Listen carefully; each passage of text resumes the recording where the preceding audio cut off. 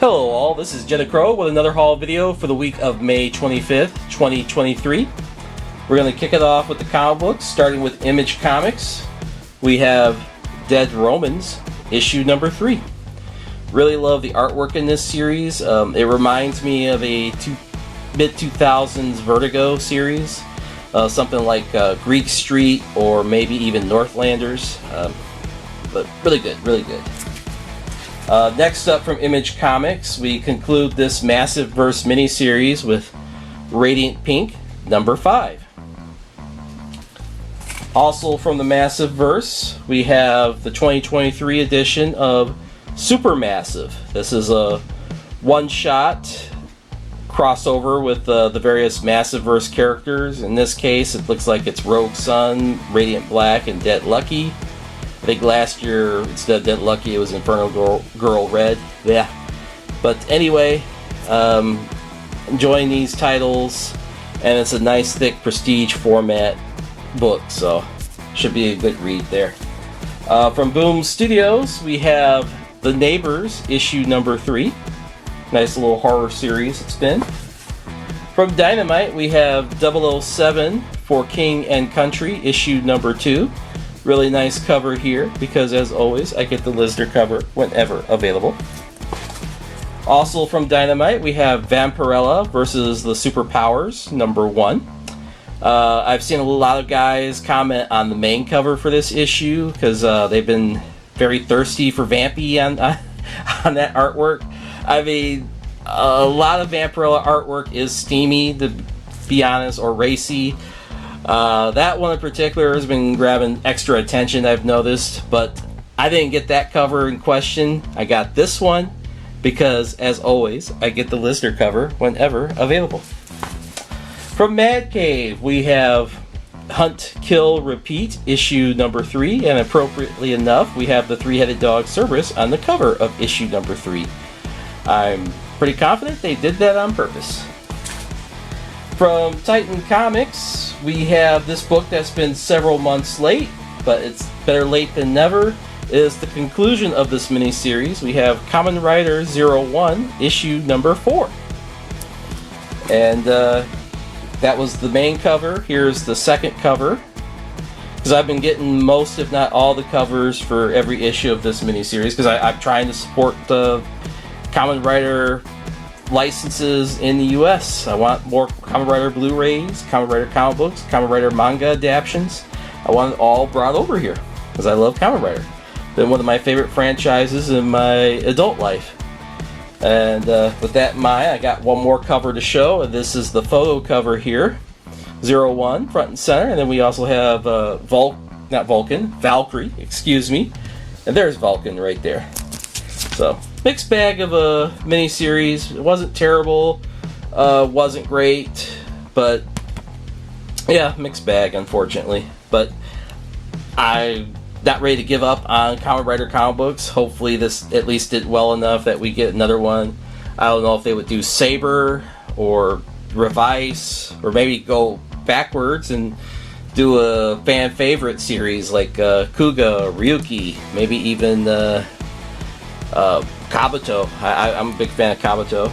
But anyway, Kamen Rider Zero-One, issue number 4, wrapping up this miniseries. Start up a new miniseries from Udon. We have Street Fighter 6, issue number 1, tying in with the upcoming game, which I am glad is going to be multi-platform. As an Xbox user, it really sucked for this Street Fighter fan that Street Fighter V was exclusive to PlayStation. But anyway, glad that's the case, and glad to have this comic book. I also have the Zero issue, which is a part of Free Comic Book Day, that was ordered through Discount Comic Book Service. And my May haul from DCBS is coming this weekend, so you'll probably see that in next week's haul video. Wrapping up the comic books from Zenescope, we have Belle, The Shape of Fear, guest starring Sleeping Beauty, as it says right there. And it has 32 pages of content. And that wraps up the comic books. I also have a couple of Blu-ray titles. from Vinegar Syndrome, or more specifically their partner labels. I've got first from Connie, which focuses a lot on Asian cinema.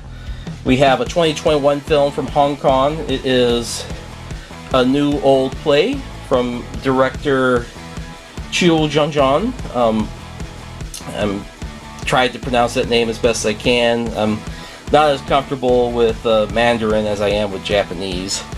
But anyway, got this one.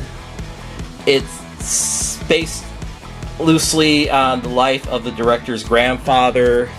It's about Szechuan opera, which I'm not 100% familiar with, but I'm looking forward to learning about something about another culture that I didn't previously know. The character in question, he is a Szechuan opera clown, enters the underworld and kind of relives his life. Here's the nice artwork on the back. Really nice there. And comes with a wonderful little booklet here. It has interview with the director. I think it goes over some of the history of his grandfather. We even have a little comic strip in here. And some, looking forward to flipping through this and reading it. And looking forward to checking out this movie as well. So that is a new old play. Here, let me put this back in the case. Let me close up my case here. Oh, sorry about that. A little dead air action here because I'm having trouble getting the... There we go. There, it's lined up right. So yes, again, that was a new old play. Another one I got, the other Blu-ray release I got, this one for my favorite of Vinegar Syndrome's partner labels, Deaf Crocodile. It is their latest release of a Aleksandr Ptushko film. Aleksandr Ptushko, Russian director.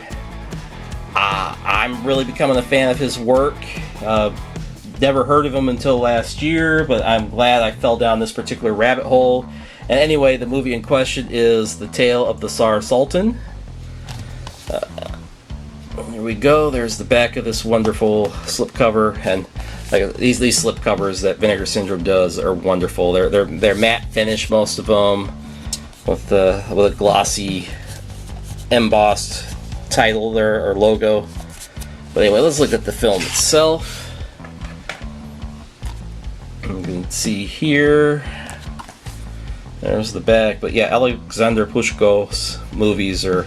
If you like the old school epics, like I'm talking about like Lawrence of Arabia, Ben-Hur, Spartacus, maybe even Cleopatra, you owe it to yourself to check out his films. That is of that vein. There is the disc. And, these titles are just wonderful. It's not just the packaging, but the presentation, the film restorations that Vinegar Syndrome and their partner labels do are wonderful. Definitely one of my favorite of the boutique publishers. Comes with a booklet as well about the film. The Tale of the Tsar Saltan. Looks like it's a essay.